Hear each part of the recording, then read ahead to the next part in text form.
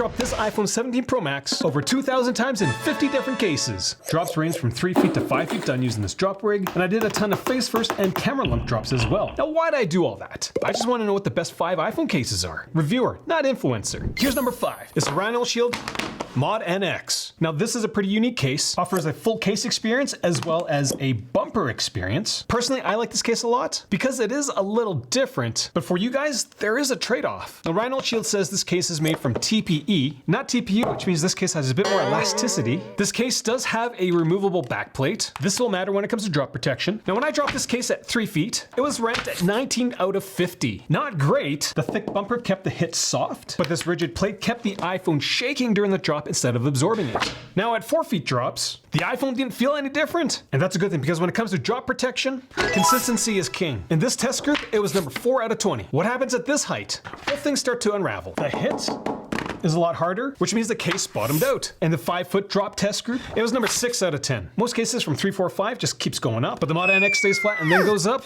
That's a good case. Now, if you're wondering, I did the same drop test with the backplate and without the backplate. With the backplate is better. If you want more information, check out the full review. When it comes to accessing my iPhone in the MOD NX, it's above average. Buttons are awesome. Case texture is amazing. Initially, it feels a little slick, but the moment you just lock in just a bit, it just like bites into your hand. When it comes to screen access, edges are pretty flat. They don't get in the way. Now, here's the trade-off. It's going to bulk up your iPhone by 100%. There is nothing tiny about this case, but it's only going to increase the weight by 23%. The average is only like 21. So this case is bulky, but light. Now the majority of the bulk comes from the edges. They are super tall, but the back isn't the same thickness. This is actually a good thing when it comes to the camera lump because it's the only case in my collection that sits almost flat. So when your iPhone does this, the entire edge of the case is absorbing the impact, not just the tiny lip below the camera lump. The tall edges also give your fingers an extra anchor point for your grip. When it comes to a MagSafe strength, this case is 28% above average. You can easily use grips, big battery banks. Car mounts are gonna be very usable with this case, like it's super strong. So who should get the MOD NX? Basically anybody who's worried about the camera lump.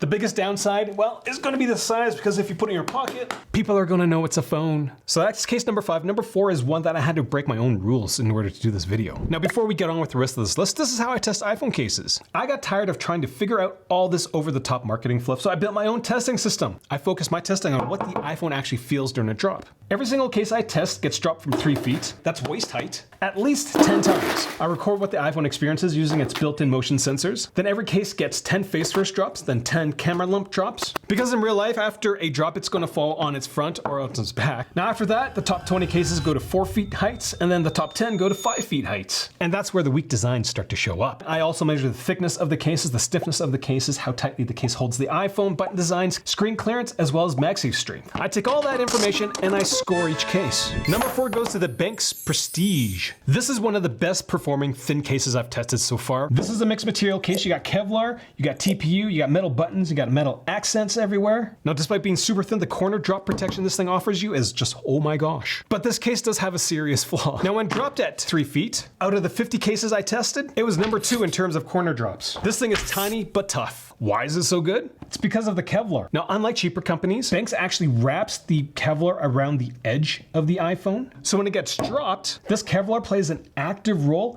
in dampening the drop. It's not just there for looks. Now, when it came to 4-foot drops, it ranked at number 2 out of 20. Like case number 5, consistency is king. But what happens at 5 feet? Well, thicker cases win. At 5 feet, what the iPhone felt in a drop was increased by 25%, which means out of the 10 cases, it was number 7 out of 10. But let's be honest, 5 feet on me is me talking on my iPhone, so it means dropping it like that. So not a lot of people are gonna do that. Now here's the rule that I had to break for this case. In my testing, if a case fails a face first drop, which is the screen protector hitting a flat surface, I automatically disqualify the case. The top part of this Benks case doesn't fit the iPhone terribly well. Now when it comes to accessing the iPhone in this case is gonna increase the weight of your iPhone by a paltry 16%. It's gonna bulk it up by 47%, not much. I'm a little upset about the grip. The back of the case has a nice finish to it, but that finish doesn't exist on the edges. And if it did, the grip on this case would be amazing. No issues accessing the screen because the case edges are super low. When it comes to MagSafe, the strength was 16% below below average. That's not good. It's not terrible, but I'd be really wary using a car mount with this Benks case. Wallet should be okay, grips should be okay. So who should get this case? Anybody who doesn't want to bulk up their iPhone, likes the Kevlar aesthetic, and more importantly wants the Kevlar to do what it's meant to do, absorb shock. This is number 4, and my number 3 pick is, well, it used to be top dog.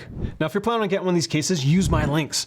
I'm a reviewer, not an influencer. No case company is paying me to promote their products. My entire channel is just based on affiliate commissions, which I get from products that you guys buy because they're good products, not because a company's paying me to tell you that they're good products. I love what I do, been doing it for 10 years, would love to do it for another 10, but I can only do it if you guys help me out. Now the Mous Limitless used to be the top dog. What happened to them? Now I'll call this a triple layered case. The back is rigid polycarbonate, the edges are TPU, and in the corners you've got some TPE, that's the green stuff. These triple layered cases are designed to stretch the drop out. Now when it came to 3 feet drops, it was kind of a dud. This thing was very mid in terms of protection, ranking around 23 out of 50. Now I've tested 50 cases, and the biggest reason why I think the Limitless did so poorly at 3 feet was because of the green stuff. This is a Limitless of 2 years ago. Look at how much TPE is in the case edges compared to the newer versions. This green stuff is very important in terms of impact dampening. Now at 4 feet drops, what the iPhone actually felt improved, because out of the 20 cases, it was number 8 out of 20. At 5 feet, the Limitless is the king of consistency. What the iPhone felt between 4 and 5 feet was exactly the same. Case kind of had a slow start, I guess. At 5 feet, it was number 2 out of 10. So for the Limitless, when push comes to shove, it does very well. Now when it comes to the design of the case, weight-wise it's going to increase it by about 20%, bulk-wise by about that. 69 is just a hair above average. Now this case doesn't actually feel that bulky. Sure, the width at the tops and the bottom of the case are thicker, but because of the aggressive taper, your fingers don't really feel that bulk. iPhone access is excellent on this case. Because of the aggressive taper, screen access is very good as well. When I need a case for my Air, I always default to the Limitless. It just handles the best from my perspective. Now the biggest downside of the product is MagSafe. It is borderline unusable because it's 40% weaker than average. Now I think that's more of a production issue than a design issue, because the magnets on my Air, they're actually still below average, but not as weak as the ones on the Pro Maxes. MagSafe wallets are going to be okay. Grips are borderline almost not okay. Wouldn't use a battery bank with it, and don't even think about trying to use a car mount with it. So who should get the Mous Limitless? Anybody looking for a good day-to-day case, who's planning on dropping it from texting height and call height a bunch of times. So these guys were number 3. Number 2 is a case that's been living in the shadow of the Limitless until now. It's the Caudabe Sheath. This Sheath has been one of my favorite cases for years now. It quietly beat out a ton of cases that look way tougher than it. Now when it dropped at 3 feet, this Sheath was like 20% better than the average case. It was amazing. It also did extremely well with camera lump and face first drops, and overall was number 5 out of 50 in the first group. Now at 4 feet drops, the iPhone, like the Limitless, actually felt less of an impact at 4 feet. In the 4 foot test group, it was number 1 out of 20. But the wheels start to come off at 5 feet. At 5 feet, the Sheath started to bottom out. Should you be concerned? Not really, because the initial impact was still very similar, but the force that the iPhone felt after a drop, that increased by about 25%, which is still lower than the majority of the cases I've tested. In the 5 foot drop test group, it was number 3 out of 10. Still pretty good. And the last thing I'll mention is this area. Most cases have a cutout for the camera lump. On Caudabe's cases, it's covered, which is going to minimize you denting your camera lump like I have. It's so sad looking. Now the handling of your iPhone inside this case is so good because of the finish.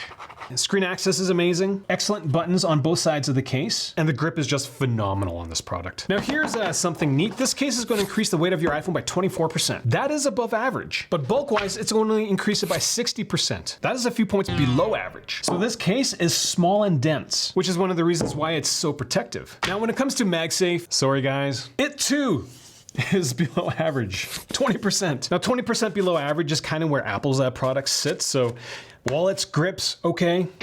Smaller battery banks might be okay, but I would stay away from car mounts. It really boggles my mind, all these companies with bad MagSafe magnets. Have they not used a car mount before? So this case is going to be great for anybody who wants something slim, handles extremely well, loves a grippy case. Now Caudabe does have a newer case, and it's called the Paragon. This is one of my personal favorites, but the taper on this case is extreme, and it makes it feel like there's no case at all. So do check out that full review where I compare these two products together. The number 1 case that I've tested for the iPhone 17s is the Flolab Surtect. The Surtect is a newer case. I think they introduced it last year. And like Flolab's screen protectors, they do it right. Now with the Surtect, they went old school because this is a triple layer case, polycarbonate back TPU edges, but on the inside, they've stuffed as much TPE as they possibly could. It's the gray stuff on this case. And what I've learned over the last while is that TPE is the secret sauce. Now when it came to 3 feet drops, the Surtect just gobbles it up. No case came even close. It was number 1 out of 50. Now at 4 feet, the initial hits was heavier, still softer than most cases at 3 feet. Again, because of the TPE in the case, absorption beats everything. What happens at this height? Initial drop was still higher, but it was still number 1 out of 10. What the iPhone felt at 5 feet, even though it was increasing at 3, 4, 5, was still less than the Mous Limitless. The Surtect, again, is a drop eater. When it comes to design, it's going to increase the weight of your iPhone by 20%. The bulk is only increased by 59%. This case is slimmer and lighter than the Limitless, but tougher. Now in terms of handling, this case does have a slight finish on it, though it is overall very slick. It's good enough, but it should be a little more abrasive. It's very noticeable when I'm going from the Sheath to the Surtect. Screen access is different because Flolab has a significant slope on the edges, and the buttons flow through and can be customized with different colors. Now MagSafe was an issue for me last year, but for this year, the magnets are 8% stronger than average. So go do whatever MagSafe thing you're gonna do to your iPhone with this product. Now I do have a gripe about this product, and it has to deal with the white version of the case. It has a tendency to absorb color, so check out my full review if you wanna see how big of an issue with it and how do you get rid of it. So who should get this case? Well, anybody who just needs a really good iPhone case at a decent price. If I remember correctly, this is the cheapest case in this video. I don't know how Flolab does it. So here's the top 5. For my scoring, I use a 1, 2, 2, 4 scoring system. So lowest number wins. Mod NX got a score of 29. Benks 28, though remember, there is a red star beside this one. Limitless got a score of 25. For the bottom 3 cases, it's like a 22. Like the scores were very, very similar. The Sheath had a score of 14, and the Surtect had a score of 11. Like it's almost offensive how much better the Surtect is and the Sheath is compared to the bottom 3 cases in my top 5. That's all I got for this video. It's taken like 2.5 months of like tons of testing to get to this point, which is really cool to see. I am gonna make it better for next year.